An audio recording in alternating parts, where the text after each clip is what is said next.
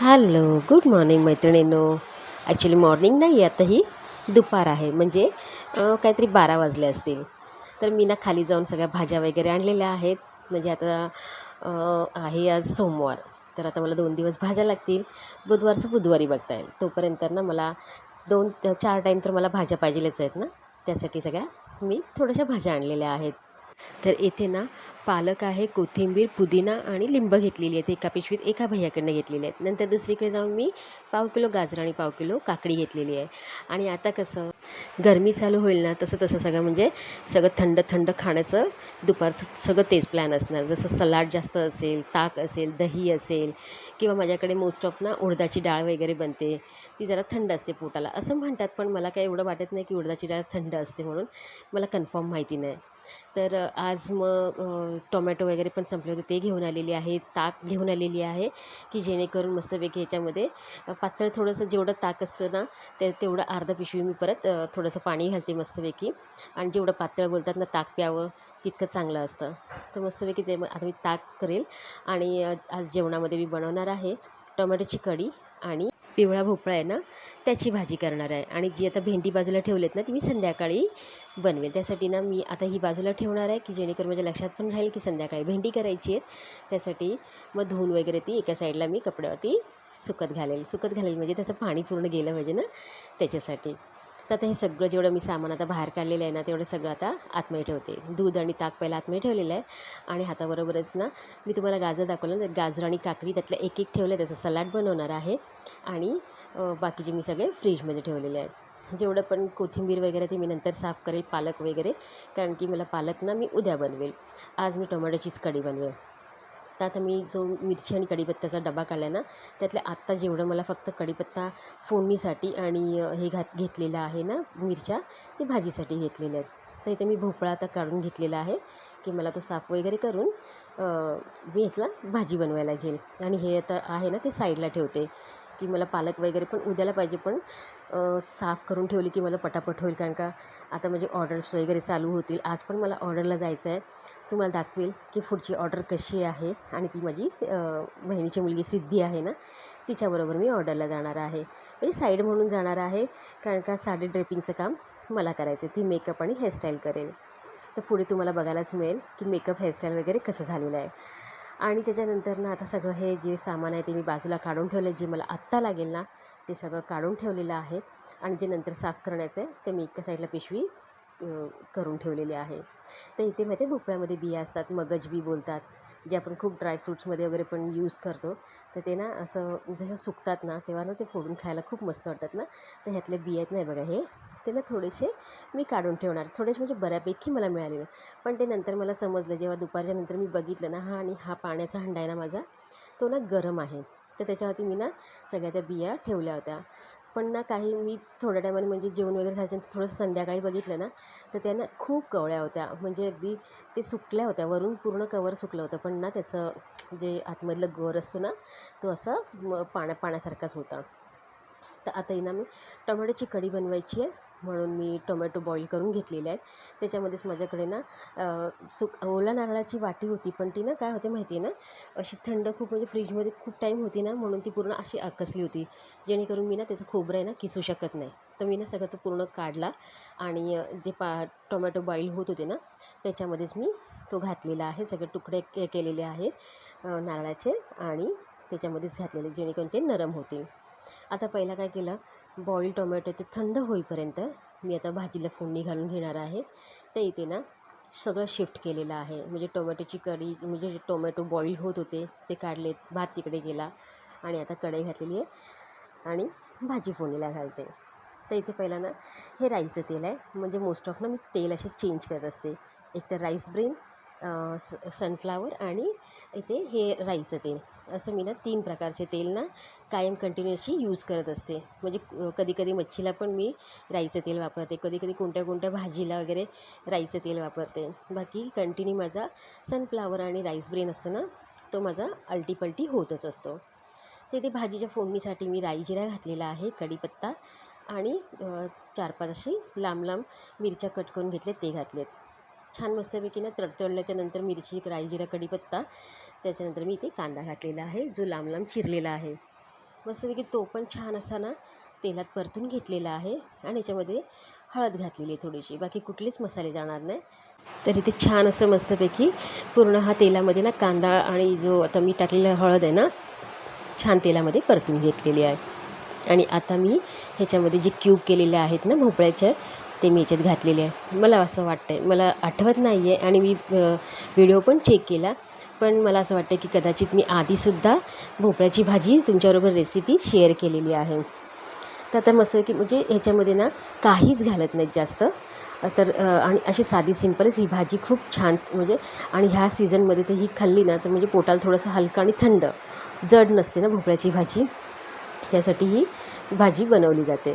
तर ही माझ्याकडे most of ना मुलं खात नाहीत, फक्तच मी आणि मनोहरच खाते. म्हणून थोडासाच अगदी पाव किलो घेऊन येते. तो ना शिजल्याच्यानंतर एकदम आकसून जातो आणि असं बटाट्याची भाजी कशी होते तशी होऊन जाते. ह्याच्यामध्ये मी ना छान परतल्याच्यानंतर चवीप्रमाणे मीठ घातलं आहे आणि आता झाकण मारून ना एका साईडला शिजायला ठेवलेलं आहे. तोपर्यंत आता माझी मस्तपैकी इथे टोमॅटोची कढी बनवायला घेणार आहे मी. तर इथे टोप गरम झाल्याच्यानंतर ना ह्याच्यामध्ये मी फक्त एकच बारीकसा छोटासा कांदा आहे तो चिरून घेणार आहे. बाकी टोमॅटो बॉईल केले त्याची मी वाटण तयार करून घेतलेलं आहे. वाटणामध्ये मी घातलेलं आहे अद्रक, लसूण, खोबरं घातलेलं आहे आणि जे शिजवलेले टोमॅटो होते ते घातलेलं आहे आणि धणे जिरे पूड घातलेली आहे. माझ्याकडे पूड होती म्हणून मी पूड घातली. कोण कोण अख्खे असे धणे जिरे आणि जी लाल मिरची असते ना ते सुद्धा घालतात.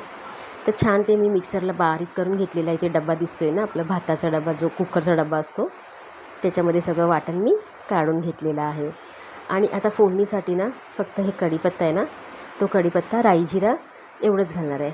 लसूण वगैरे सगळं मी ना वाटणामध्ये घेतलेलं आहे, म्हणून मी ह्याच्यामध्ये फोडणीसाठी लसूण घेतलेलं नाही आहे. तर आता छान इथे तेल माझ्याकडे ना ह्या कढईमध्ये ना जरा जास्तीचं तेल होतं आणि ते तेल म्हणजे मी सकाळी आयुषला ना टिफिनसाठी बटाटे फ्राय करून दिलेले ना, त्याच्यासाठी ते तेल थोडं जास्त आहे, त्यामुळे मी त्याच्यामध्ये भाजी घातली नाही. त्याच्या ह्यातलं तर मी तेल ना दिवसभर माझं वापरून जाईल, मग कढई रिकामी होईल. तर त्यातलंच मी थोडंसं ना पळीभर असं तेल घातलेलं आहे, राई, जिरा, कढीपत्ता घातलेला आहे आणि हळद आणि फक्त ह्याच्यामध्ये मी आपलं ते घरगुती मसाला असतो ना तिखट मसाला लाल, तो घातलेला आहे. थोडंसं इथे हिंग घातलेलं आहे आणि आता हाताबरोबर मी फोडणीमध्येच मीठ असतं ना ते चवीप्रमाणे घालणार आहे. छान फोडणी तेलामध्ये अशी खमंग अशी मी परतून घेतलेली आहे. आणि आता इथे बघा समोर मिठाचा डब्बा होता म्हणून मी आता लगेच हाताबरोबर मीठ घातलेलं आहे. आता केव्हा केव्हा नंतरसुद्धा घालते, म्हणजे मोस्ट ऑफ नंतरच घालते, पण आता समोर होता ना म्हणून मी लगेच मीठ घातलेलं आहे. आणि आता मी सगळं छान परतल्याच्यानंतर तेलामध्ये मग आता जे वाटण होतं ना टोमॅटोचं आणि खोबऱ्याचं ते फोडणीला घातलेलं आहे. छान मस्तपैकी मी जेवढं मला पाणी लागणार आहे ना, कारण का टोमॅटो जेव्हा मी मिक्सरला लावते तेव्हा थोडंसं घट्ट होतं ते वाटण. आणि आता ना जेवढं मला पाणी लागणार आहे ना आणि जेवढं मला पातळ लागणार आहे त्याच्या हिशोबाने सगळं मिक्सरचा भांडा, तो डब्बा वगैरे सगळं धुवून छान अशी टोमॅटोची कढी बनवणार आहे. एका साईडला माझी भाजी पण होते, भात झालेला आहे आणि चपात्या सकाळी नाश्त्याला वगैरे झालेत म्हणून चपाती आता नको होती. तर इथे मस्तपैकी माझं शॉर्टकटमध्ये जेवण झालेलं आहे. आणि एवढं होता ना मी कॅमेऱ्याच्या मागे सलाड वगैरे तयार करून घेतलेला आहे. मस्तपैकी छास असतं ना त्याच्यामध्ये थोडंसं मीठ घातलेलं आहे, जे आणलेलं रेडीमेड ताक आहे ना त्याच्यामध्ये मी थोडंसं मीठ घातले चवीप्रमाणे आणि अगदी किंचित घालते. जास्त पण ताकामध्ये मीठ झालं ना तर प्यावंसं वाटत नाही. तर ते ताक वगैरे सगळं छान मी तयार करून फ्रीजमध्ये ठेवलेलं आहे. सलाड वगैरे कापूनसुद्धा फ्रीजमध्ये ठेवलेलं आहे. हे सगळं मी काम ना कॅमेऱ्याच्या मागे केलेलं आहे. आता छान एकदा भाजी परतून घेतलेली आहे, एकदा मी टोमॅटोच्या कढीवरती पळी फिरवून घेतलेली आहे आणि मस्तपैकी माझं जेवण ऑलमोस्ट झालेलं आहे. आता याच्यामध्ये फक्त मला ना कोथिंबीर आणि भोपळ्याच्या भाजीमध्ये ओलं खोबरं आणि कोथिंबीर घालायची. त्याच्या आधी ना इथे मस्तपैकी जेवढा आता ओटा क्लीन करून घेते, जेवढं मी पसारा करून ठेवला होता ना तो पसारा आटपून घेते. नाहीतर माझा ना मोस्ट ऑफ खूप पसारा होतो जेव्हा मी जेवण वगैरे बनवते ना, माझ्या आजूबाजूला खूप पसारा असतो, पण हाताबरोबर लगेच मी साफ करून घेते. इथे बघा मस्तपैकी छान अशी उकळी आल्याच्या नंतर ना म्हणजे एक 5 ते 7 मिनटं ना छान अशी खळखळून उकळी आली पाहिजे. त्याच्यानंतर गॅस स्लो करायचं आहे. ह्याच्यामध्ये मी आता शेवटी ना कोथिंबीर घातलेली आहे आणि इथे माझी भाजीसुद्धा झालेली आहे. मस्त मऊसूत एकदम शिजली होती, कारण का भोपळा ना खूप कवळा होता. पण माझ्याकडे इथे एक चुकी झाली की माझ्याकडे ना थोडंसं तेल, माझ्या हातून तेल थोडं जास्त पडलेलं आहे. आता ह्याच्यामध्ये मस्तपैकी ओलं खोबरं आणि कोथिंबीर आहे ना ती घातलेली आहे. छान परतून घेतलेली आणि तुम्हाला दाखवते भाजी कशी आहे.